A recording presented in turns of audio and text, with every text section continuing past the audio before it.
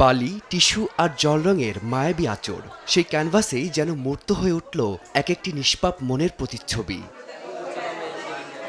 বৃহস্পতিবার বিকেলে রাজধানীর বিশ্ব সাহিত্য কেন্দ্রে পজিটিভ থিংকিং এবং অস্ট্রেলিয়া অ্যাওয়ার্ডস বাংলাদেশের যৌথ উদ্যোগে আয়োজন করা হয় বিশেষ চাহিদা সচেতনতা অনুষ্ঠান। বিশেষ চাহিদা সম্পন্ন শিশুদের মনোজগতে প্রবেশ, তাদের স্বকীয়তাকে চেনার আহ্বানই ছিল আয়োজনের মূল সুর। কেউ বালু ধরতে পছন্দ করে, কেউ একটু ফোম জাতীয় জিনিস ধরতে পছন্দ করে, কেউ রং হাত দিয়ে ধরতে পছন্দ করে, তো কেউ টিস্যু ছিঁড়তে পছন্দ করে।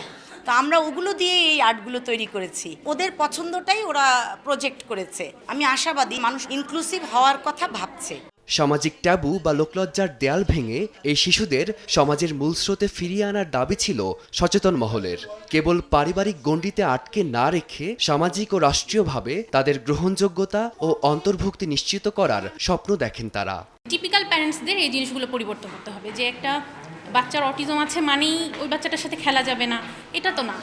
আমার বাচ্চাকেও সেভাবে গড়ে তুলতে হবে, কারণ ওরা সমাজের অংশ। একটু পৃষ্ঠপোষকতা পায়, অনেক কিছু করতে পারে। ও যেমন ও তেমনই, এবং ওকে সেভাবেই আমি ভালোবাসি। এদেরকে যদি আমরা এডুকেশন দেই বা যত্ন নেই, এরাও সমাজে বোঝা না, সমাজের জন্য এরাও একটা সময়ে ভালো কিছু করতে পারবে। তবে সব ছাপিয়ে শেষটা ছিল শুধুই মুগ্ধতার।